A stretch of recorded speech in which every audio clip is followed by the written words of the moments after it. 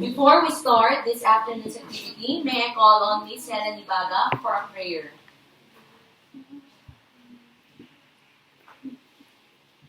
Please all rise. Dear God, thank you for the gift of life. Thank you for the presence of everyone as we will have our debate.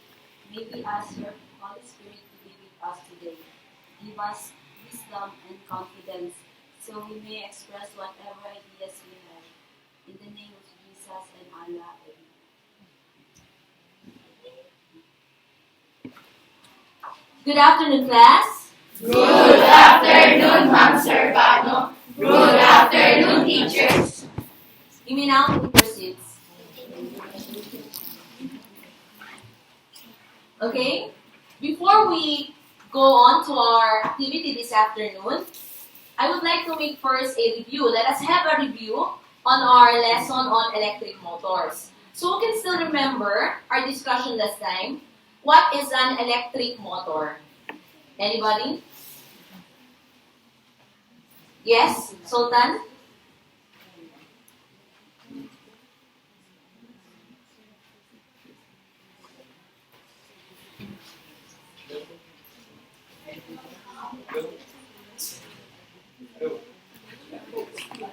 Electric motor is an electric machine that converts mechanical energy into electrical energy. That's it. Okay, thank you, Sultan. Okay. So aside from that definition of the electric motor, okay, how is an electric motor assembled? Anybody? Yes, Florence? A simple DC can assemble in a single hole that rotates in a magnetic field. Okay, that's right. So in addition to that, okay, who can add to what Florence said? Yes, Jabbar. The direct current in the coil is supplied via two brushes. The force is exerted in the current carrying wire creates a rotation and then supplied via two brushes. Okay, that's right. Okay, so now, this afternoon, we shall now have the much anticipated activity in which I guess all of you really prepared for this because your speaking and your listening skills will be put to a test. Okay, so without much ado, I would like to call on the moderator for this debate, Miss Karen Baina.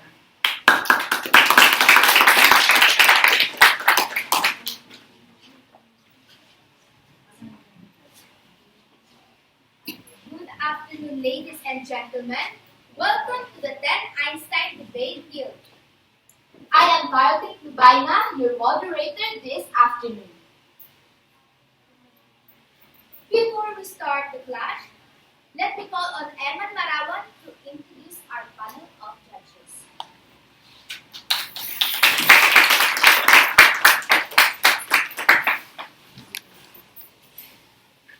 First judge is our grade 10 teachers and planning officer, Ms. Adeline Garcia. Our second judge is a science teacher, science club advisor, Ms. Shermaline Gabata. And last but not the least, the school administrator officer, science coordinator, no other than Mr. John Ray Inclan.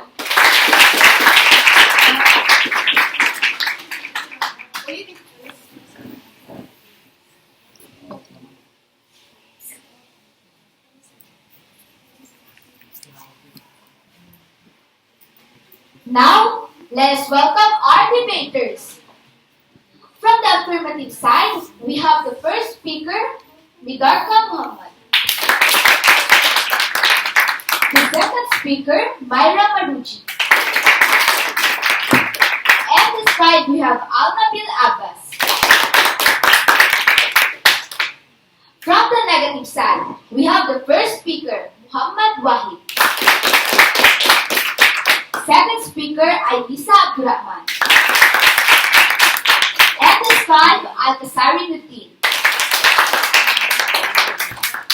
Each speaker will be given 2 minutes to state their constructive speech and 2 minutes to interpellate their opposing team. The judges will decide who will be this competition's best speaker, best debater, best debating team. Today, our motion states that the House believes that electric cars must be used in the Philippines. Let us begin the debate with the first speaker of the affirmative side to give her constructive speech. Ladies and gentlemen, an electric car is type of alternating foil car that is utilize electric motors and motors controllers instead of internal combustion engine. An electric power is usually derived from the battery pack in the vehicles. Our team believes that we must use the electric cars in the Philippines. Therefore, replace gasoline-powered cars for it environment friendly. Based on the study, electric cars slash greenhouse gas emission. When it does not use gasoline, it does not emit toxic gases or smoke in the environment, as it runs as on clean energy source. Aside from air pollution, electric cars also reduce noise pollution. As they are more quieter, electric motors are capable of providing smooth drive with higher acceleration over longer distances. The environmental impact of an electric car is zero as well. Meaning you're reducing your carbon footprint and positively affecting the economy. So that's why it is time for electric cars to be widely used in the Philippines, because we will be able to contribute to the healthy and green climate. Thank you. The interpellation of the first speaker of the negative side. You said in your speech that electric car are environment friendly. I just want to know your source of energy. Well, our country are using renewable and non-renewable sources such as coal, geothermal, and hydropower and natural gas. The first speaker of the negative side to give his constructive speech. Ladies and gentlemen, the environment friendly of electric vehicles is only as good as where it gets electricity from, by burning coal, natural gas to generate the electricity needed to the power of electric vehicles. We are just moving to the emission from the road to the power plant. The fact is, a majority of the Philippines electricity comes from fossil fuels, primarily from coal and natural gas. Increasing the electricity consumption likely means an increase in the use of fossil fuel, especially in the short term, assuming that coal remains the top fuel for electric generation. Increasing the power demand to the use of EV vehicles for the electric car might leave us worse off than before.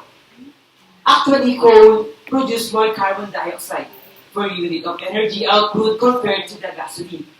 So, since the charging station of the electric vehicles will be powered by a coal, then the electric car will produce more carbon dioxide than the diesel counterparts they will be replacing. The interpellation of the first speaker of the affirmative side. So you have mentioned in your speech that electric car can emit more pollutants. So can I ask you, my dear opponent, did you heard a clean coal? No. Okay, let me tell you that in our technological age, scientists will be able to foresee that coal will remain the supplier of electricity to the electric car. Clean car can make clean coal generated electricity cleaner. So in the use of electric car, we can make cleaner too. The second speaker of the affirmative side to give her constructive speech. So, Um, Electric cars are very helpful to us. By this, we can make things easier than before.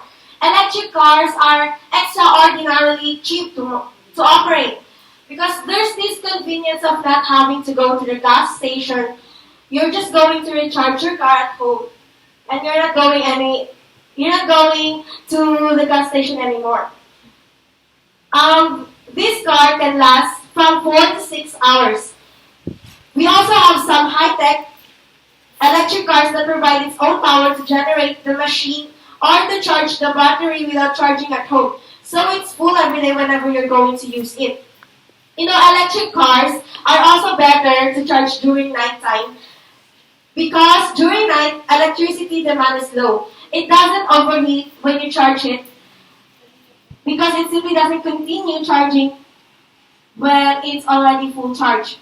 Plus, it won't waste money, time, and energy. Unlike gasoline cars, you need to gas up your car here and then you need to gas up there and end up with an empty tank.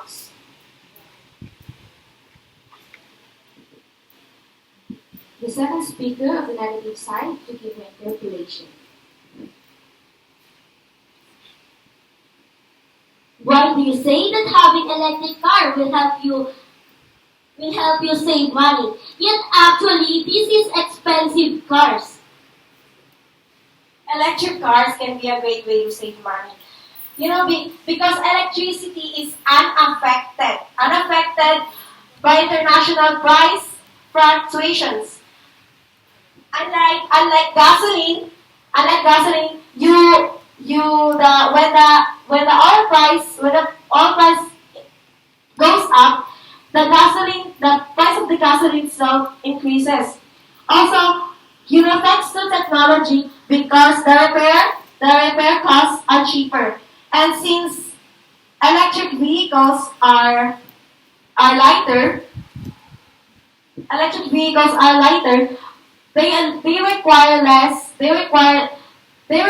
they require less energy, so time and money and energy are saved. The second speaker of the negative side to give a constructive speech.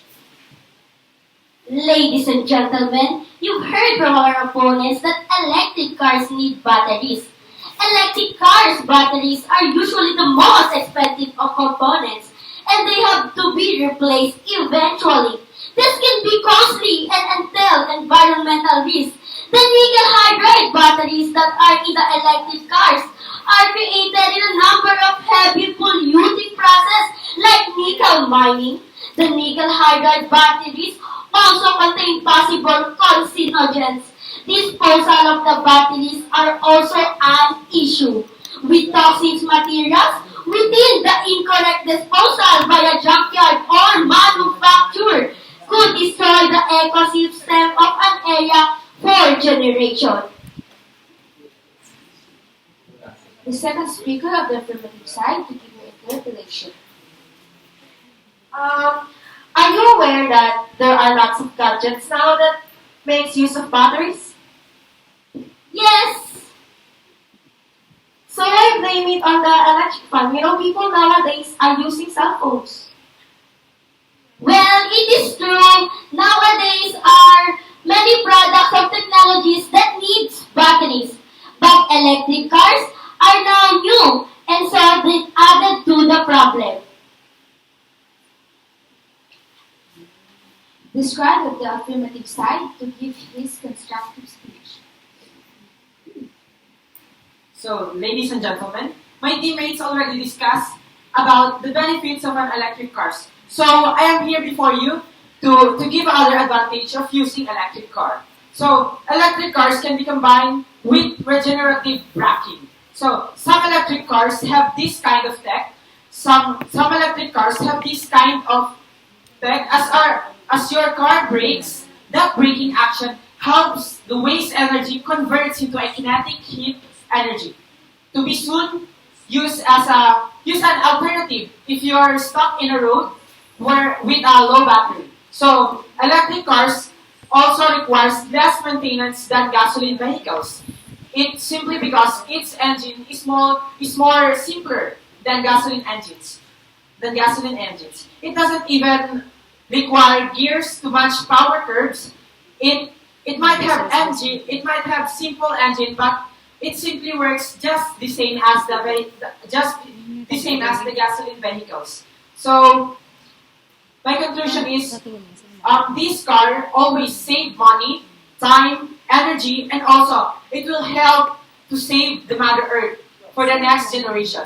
So electric cars will soon take over. I'm pretty sure that it will soon take over the gasoline vehicles with better function and a greater affordability.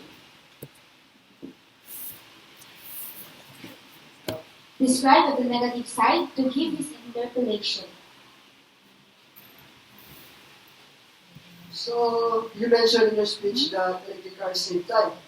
How is this so, considering it takes time to charge it? So actually, you can charge it in your house. When you're relaxing at your house, you can even charge it, or it also has its own self-charging battery if you're on the road. That's all. It's time wise. Describe the negative side to give his constructive speech. Ladies and gentlemen, although our opponents provided evidence of positives of an electric car, there are downsides that each individual needs to consider before they decide to make an electric car their next big investment. For one thing, electricity isn't free. In our city alone, we always experience power shortage. So what more if we have electric cars? Electric cars are limited by range and speed, so they can be used for longer journeys. It also takes a longer time to recharge the car. Unlike gasoline-powered cars, they only need a few minutes to fuel. They said electric cars have less noise. Silence is a disadvantage because it can lead to accidents. People won't know that there's a car behind them. Lastly, electric cars are still very expensive because they are new. Since our country is a third world country and many are still living below the poverty line, Filipinos cannot afford these cars. So electric cars must not be used in the Philippines because simply we cannot afford them. Describe the affirmative side to give his interpolation. So you said that Filipinos cannot afford it. How about those people who have money? Do you think they should invest on this car? So it's up to them, but it is important to consider what are the advantages and disadvantages of having an electric car.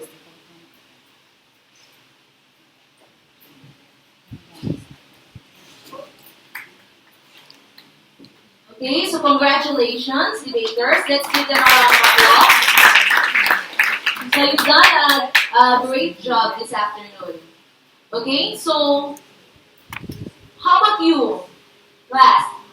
What can you say about the debate? Have you learned something from their discussion? Yes. Huh? Okay, so would you like to share to us what you've learned from this debate? Okay, who would like to share his idea? Or do you know now which side you will take? Will you be on the affirmative side or the negative side? After hearing all the speech. Okay. So, who would like to answer? Yes, Adonur? For me, I'm in favor for the affirmative side because they were able to explain us why electric car must have in our country. And I learned that electric car is, environmental friendly and are, environmental friendly are, that's Okay. So I think you got the record straight. How about on the negative side? Is there anyone in favor of the negative side? Yes, okay. So after him After hearing what both sides had talked about our topic this afternoon, I've learned that although electric car emits less pollutants, this will make use of coal, so there's still pollution. That's it. Okay, so thank you, Aubrey. Anyone else who has another idea? Yes, Darby. I know some places here in the Philippines are already used electric cars, but I think maybe a few years from now, if our economy is better, we can afford to have these vehicles. Okay, so all of your answers are right. Because anyway, you are entitled to your own opinion. Okay, so you've heard the advantages and disadvantages of electric cars. Actually, what is important is, in everything that we do, in every issue, or in every new technology that we embrace, we should know its advantages and disadvantages. Because in whatever decisions we make, we should be responsible for our own decisions.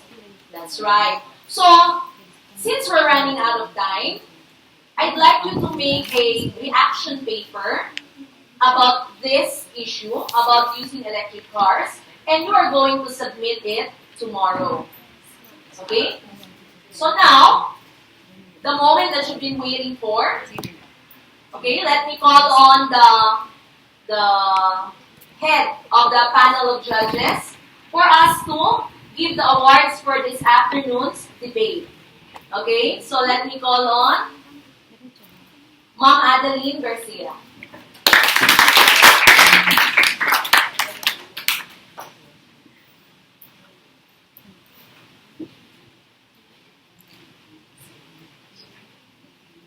Congratulations for the job well done.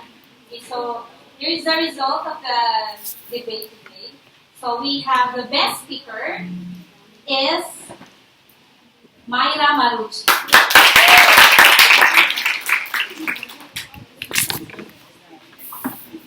May I request Ma'am Shermadine Gabatan to assist.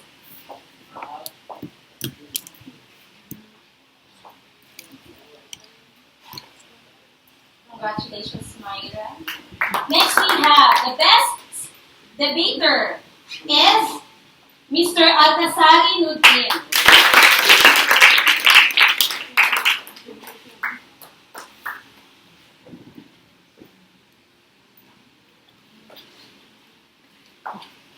For the first runner-up, so automatically, so I will call on the first runner-up. Okay, so the first runner-up is from the affirmative side. So we have, please stand up, please. We will give the certificates, Ma'am Diana, please, for the first runner-up.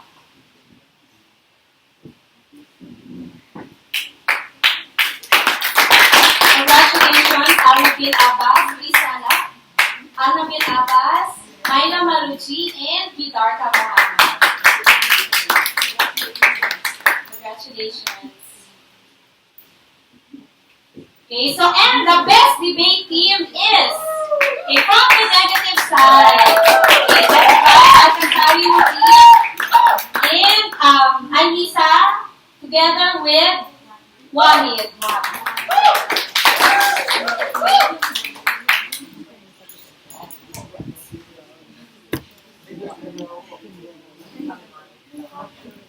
Congratulations.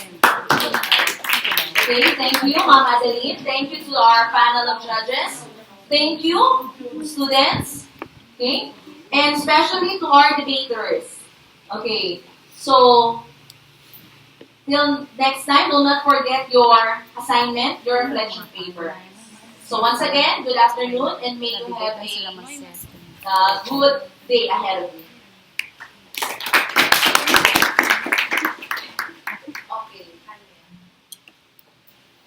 Okay. Como así la